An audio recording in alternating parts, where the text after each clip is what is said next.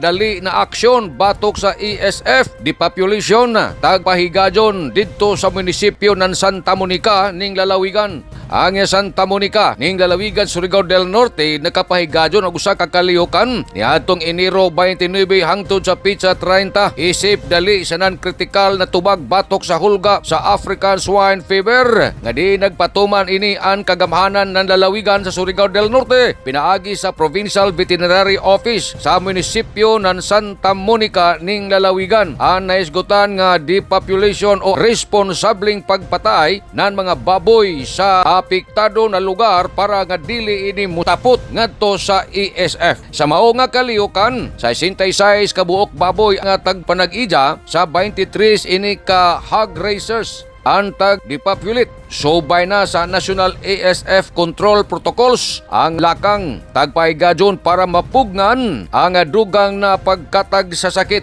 Din magpanalipdan ang mga silingan na lugar sanan mapreserbar ang lokal na supply sa pagkaon sanan pagpanginabuhian sa mga magbababoy. No tambong sanan naghatag ng kritikal na suporta si Dr. Ashley Nono, ang Regulatory Division Head sa Department of Agriculture RFO 13 para ini masiguro na husto ug luwas sanan legal na tanan na proseso na tagahimo sa depopulation. Wayay hunong ang pag-awhag sa provincial na pangagamhanan sa tanan nga mga hog raisers na magpabiling alerto. Musunod sa biosecurity measures sana na mag-report dajon sa bisan uno ng mga suspetsadong kaso sa ESF. Kay matod sa report, pinaagi sa pagtinabangay, mapanalipda nato ang hog industry sa ekonomiya dinhi sa atong Surigao del Norte. Nanukad, gikad rin sa Kapitolyo, ini si Marik Seners Marcon Vlogs, Mario Conali, Simurlan Mulaong. Salamat,